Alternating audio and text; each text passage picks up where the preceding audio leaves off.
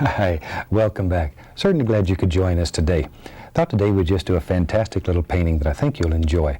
So let's start out and have run all the colors across the screen that you need to paint along with us. While they're doing that, let me show you what I've got done up here already. We have our standard old pre-stretched canvas up here. And as you can plainly see, I've covered the bottom of it with a little bit of black gesso, a little bit, about so high, not quite half. You don't want it divided totally. The black gesso, then I put a little bit of liquid clear on it, and on top of that I've just put a mixture of midnight black, had a little sap green in it, just sort of a real gray color but a little green in it. And the top is just covered with liquid white like normal, and it's all wet. Don't let it dry before you start. Now the black gesso had dried before we put the transparent paint on, but everything's wet now. So let's just keep playing with those same colors. We'll use black, a little bit of sap green, be right back, have to sneak up here and get the green. And just load a little color right into the bristles. Now then, today, let's just do a fun little painting and just enjoy. I'm just going to take the brush and just make little circles, little circular patterns all over, let it go just wherever you want it. This is really a nice way of just taking out your frustrations. If you're having a bad day, this is a nice painting to do because it'll make you feel good. You can just work out all your hostilities. There, a little more of color. It's just black, sap green once again. Not a great deal of green though, mostly black. Want it to be just sort of a greenish gray color when it mixes with the liquid white that's on the canvas. There. Just every kind of little pattern. Just try to mix it up and make it look different all over. Okay. Like that, and here and there. And you begin seeing things in there just by doing this. I think I'll make a scene that has a lot of trees far away, like you're looking deep into the woods. And so we just need some background cover there. I want to add a little Van Dyke brown, a little dark sienna to the brush. And here and there, not everywhere, but just here and there, and add a little bit of that. Maybe even touch a little bit of alizarin crimson here and there. Not much though, just a little, just to change the flavor so it's not all exactly the same. There, a little more of the black, maybe a little more dark sienna mixed with it. Come right in here and drop in some just little circular patterns. All right, I bet you're saying, Bob, you've really done it this time. That's a total mess you've got started already. And you may be right. Hope not. There. But notice how everything is going on. There's light spots up in here, and there's spots right beside it that are very dark. And that way you have a variety of patterns going. So when we begin putting all of our little trees and stuff in the foreground, it will give the feeling of being deep, deep back in the woods. Now, take our liner brush. We'll go right into some of that. I'm just going to use that black and sap green. That's fine. Doesn't matter. Get the paint very thin with paint thinner. Okay, let's go up in here. Now maybe in these light spots here and there, we'll begin putting the indication of all kinds of little tree limbs and branches and twigs. And it doesn't matter if you can't see all of them, if you can't see where it starts or where it stops, because we're going to be looking between a lot of foliage. And most of these probably will end up being covered up. But some of them will show through, and people will think you've literally worked for days putting all these little things in here. Shh, we don't tell them any different. There we are. Just a few. Just a few. We don't have to get too carried away with them. There we go. Okay. That's enough to get us started. We can add some more later if we want to. We'll just use that same old dirty brush. What the heck, it's working pretty good. No use messing with it if it's working. I'm going to go right into the yellow. Be right back here. Grab a little bit of sap green. So we have yellow and sap green, a little yellow ochre, Indian yellow, once in a while a little touch of the bright red. And the bright red is really in there to dull the green. All right, now then, let's begin picking out little things. Now if you sort of look at your painting, and each one will be different, you can begin picking out little shapes and forms and things happening. Use just the corner of the brush and just start picking out individuals. Just begin picking out individuals wherever you think they should be. There we go. Okay, change the flavor a little. I'm going to add a little more of the yellow ochre maybe to this one. So it looks like there's a different bush right there. But see, it covers up the base of that one. Now we don't want to kill all this background because all those little patterns that you put in there by themselves nearly look like all kinds of little things. Add a little more of the greens and the yellows and all colors here, and just sort of let these things happen. But once again, everybody's painting will be totally different, totally unique. So don't just try to copy. When you're doing yours, look at what happens. Take advantage of what happens. And as you know, if you've painted with us before, we do not make mistakes. We have a happy accident every once in a while, but we don't make mistakes because we learn to work with anything that happens on this piece of canvas. You're truly the master of your world here. There we go. But is that beginning to give you the feeling of being deep in the woods? I hope so. There. But just layer after layer after layer. There we go. And these layers, work on one layer at a time and keep coming forward. That's what will create the illusion of distance in your painting. And I know I say that so much, but to me, it is very, very important in a painting to have depth and distance in it. There. Now then, maybe we'll go back up here. We need some little things over here on the other side too. We don't want it totally left out. There, just sort of let them overlap. Maybe they just come together right there. We don't know.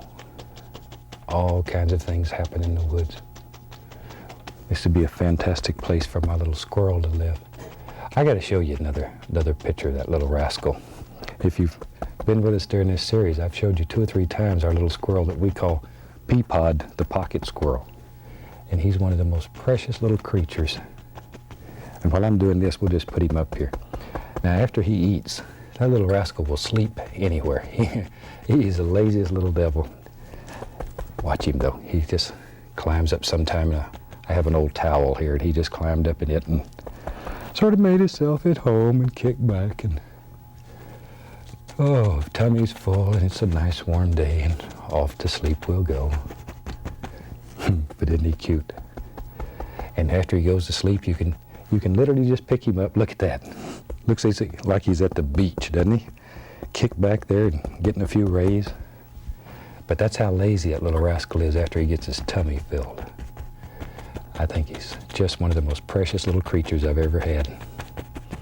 I say his name is Peapod, and he wants to live in your pocket. He's probably 5 weeks old now, maybe. It'll be another couple of months before we can turn him loose, and then off he'll go and he'll have his own family. There. And hopefully he'll stay around my backyard when I turn him loose and still visit with me. But if he doesn't, I know he's happy and he's doing what squirrels should do. There. Okay, maybe right in here. While you're watching the squirrel, all we've done is just continue to add some little bushes and tree things here and there. There we go. But isn't that a neat way of doing a background that looks like there's just layer after layer of woods and forest and all kinds of things? Years ago, when I was a traditional painter, I might have worked for 2 or 3 weeks to produce an effect like this. And chances are, I would have worked it to death and it would have been very muddy. And by muddy, I mean you just work your colors so much they just sort of all turn gray and brown and get dirty looking.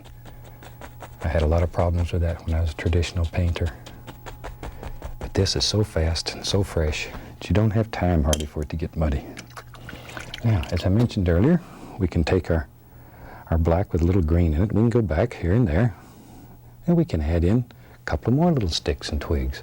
And you can sort of look at little patterns that happened here and where you think there should be some little some little things to hold all these up.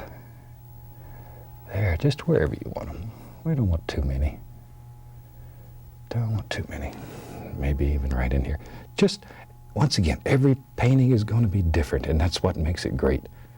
But look at yours and see where you think a little stick should live, a little twig, or whatever you need to hold up all your branches on your trees. Okay. I think today, it's such a good day. Let's get crazy. Let's get crazy. Maybe, here we go. Maybe there's a big cliff here, big drop off, big gully. So I'm gonna put a little, I know you can't see this, but it's just straight Van Dyke brown. And I'm putting that there because I want to have a nice embankment right there, a nice cliff or drop off or gorge or whatever you want to call it. I know it's going to be there. And to that, I say I'm having one of those days when you just feel sort of flaky and you just do nice things and have fun with painting. A little dark sienna, a little Van Dyke brown, a little white. Don't overmix it. It's most important that it stay marbled like that. And when you cut off that little roll of paint, all those different mixtures are right there in that roll. You can even see them in there. See, there's white on the bottom, right there, and then down here, there's a nice brown color.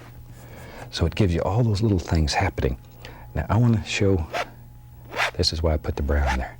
Barely touch, just grazing. This is just like you were laying snow on the mountain.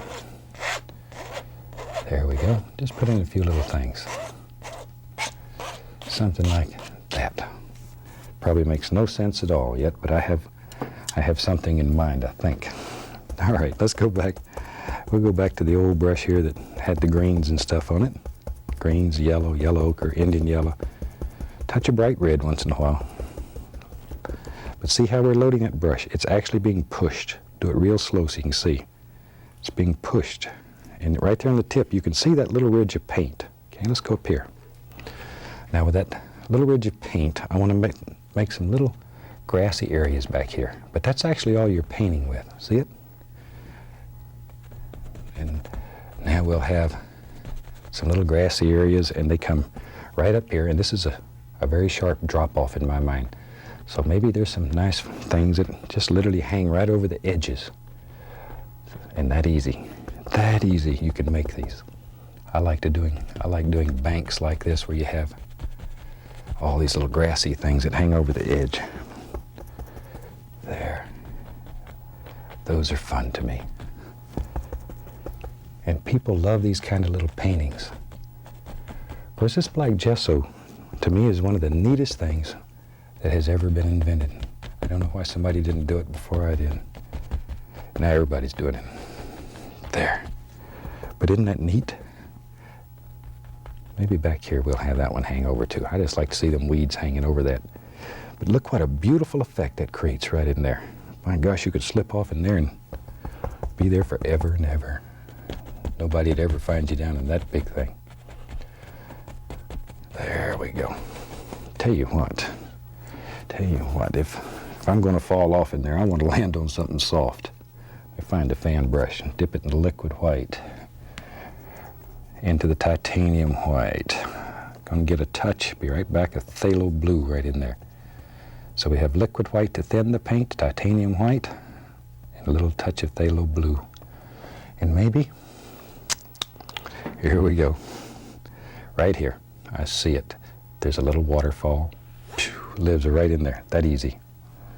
And you can do that basically, go over and down, over and down. It's most important you have a flat edge up here. I'll do it again. I don't want him that big, so I'll just cut him off later, but that's how it's done. And our waterfall, maybe it comes down here and hits a rock and does this. We'll put another rock in front here in a minute and it'll all make sense. There, now I'm gonna put some splashes. Water falling that far, there would be some nice splashes going on down here. There we go. Okay, now let me grab a 2-inch brush, put a little touch of titanium white on it and pull straight down. Just straight down. Something like that. And you can go across. See there? And instantly we have water. That's one of the neatest, nicest things about this whole technique is water. Now that we could just take the fan brush and come back in here and clean up the edges, put some little ripples across the water where it's flowing out of here, and whatever. That's all we need.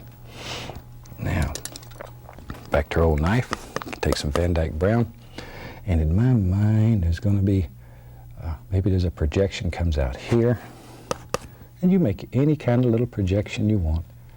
Maybe there's a bump there, comes right down. But see, put that there, and we put a little highlight on it, and all of a sudden, it will push that waterfall way back here. Watch what it does here. Least little touch of color, and just pull down.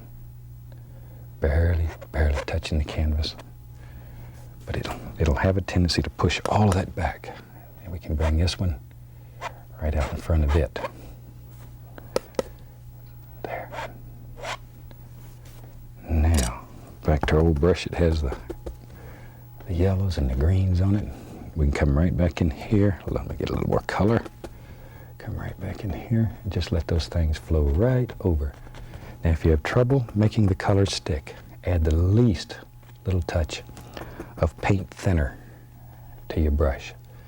But the least little bit. And it'll thin the paint and it'll flow right over the top of this thicker paint.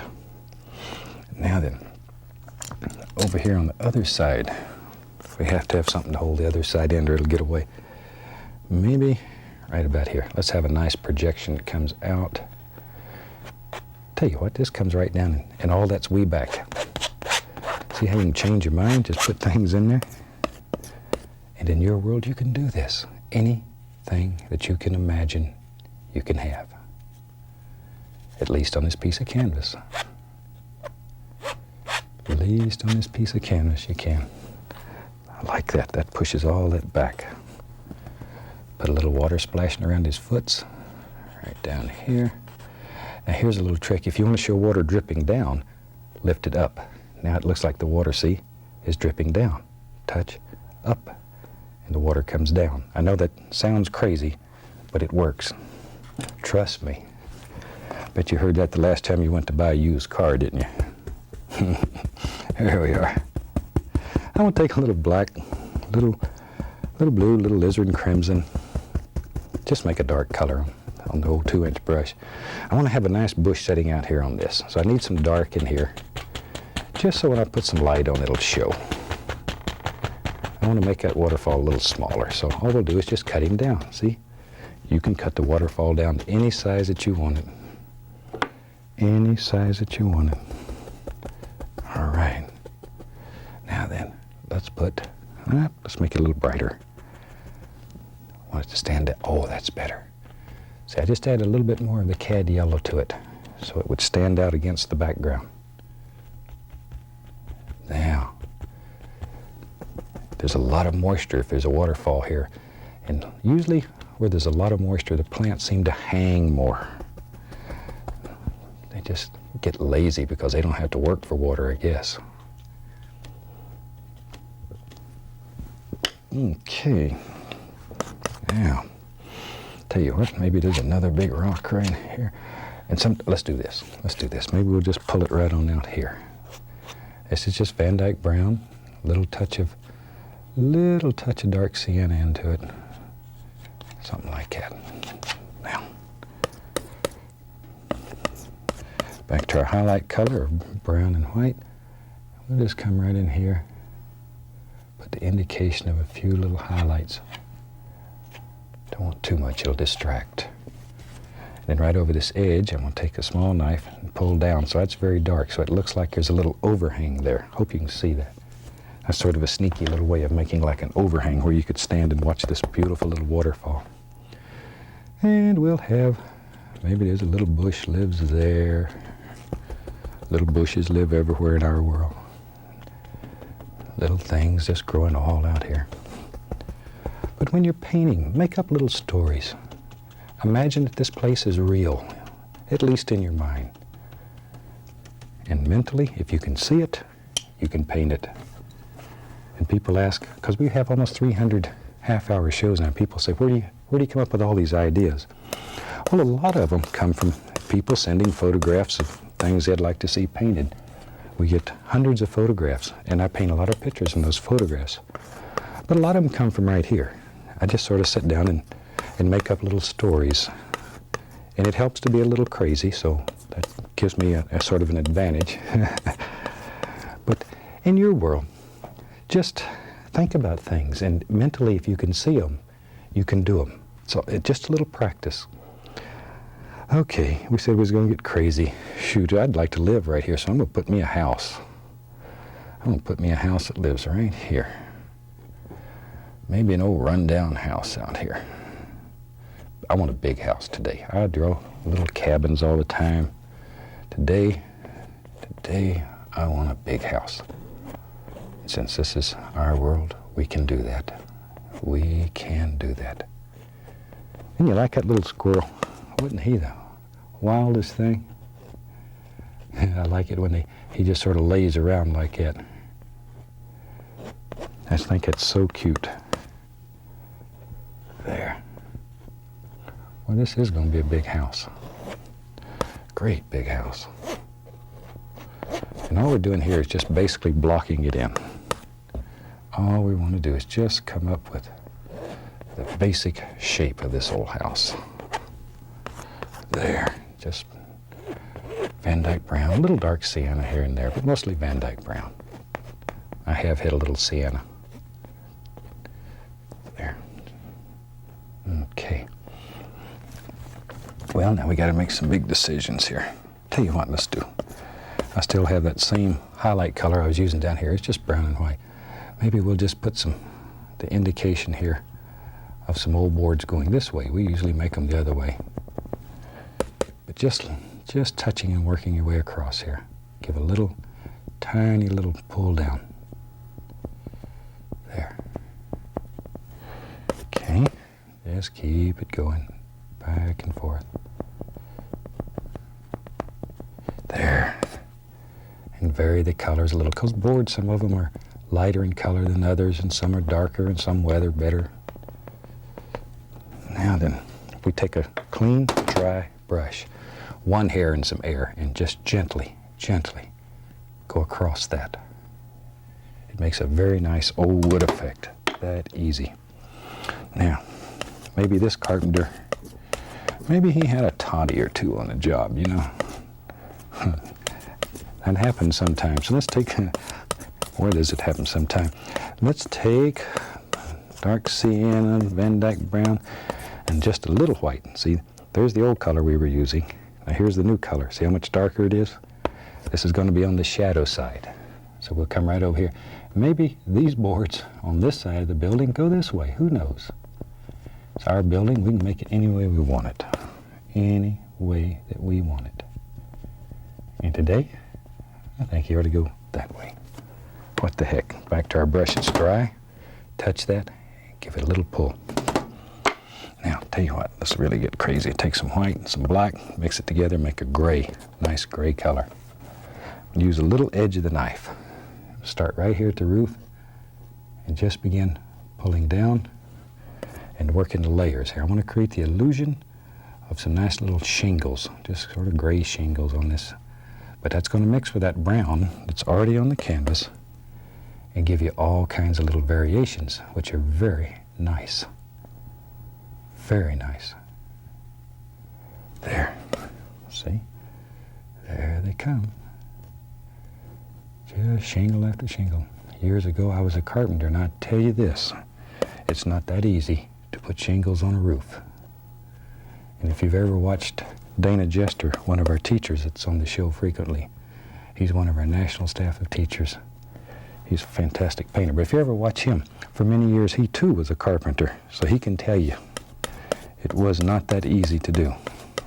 Take a little light color. This can be just light gray. And we'll just sort of highlight these edges here so they stand out a little. Now maybe, let me grab the small knife here. Maybe this is a two-story house. Let's get crazy. Put a window there, a window there, a window there. Told you I was going to have a big house this time. Just scrape it out. Just use some black. Nobody's home today. You could put light in the window if you wanted to. Little light color. Just sort of outline these a little. Oh, I can. Wherever you want them. But now we know there's some windows. Maybe up here there's a little something for the attic. That's probably where I'd have to live. Now, while I got that black on there, let's put the door over here. You put your door wherever you want it, but I thought today we'd put it over here. Shoot. Tell you what. Let's put, we've got a minute remaining here, so let's have a little shed, or I mean, not a shed, a little roof, a little porch. It stands right out here. I said shed. You could make a shed the same way, but today we're just going to have a little porch to hold up everything and keep the rain off the guy that lives in here. I guess we need a little post to hold the porch up or it'll fall. There. Now then we can take, put in a little grass right in here. Shoot, we about have a finished painting. But isn't that a super little thing? Try this one. I believe you'll like it. And if you have time, send us a photo of what you're doing. Every once in a while we put them together and we show them on TV. Until then, happy painting. God bless, my friend.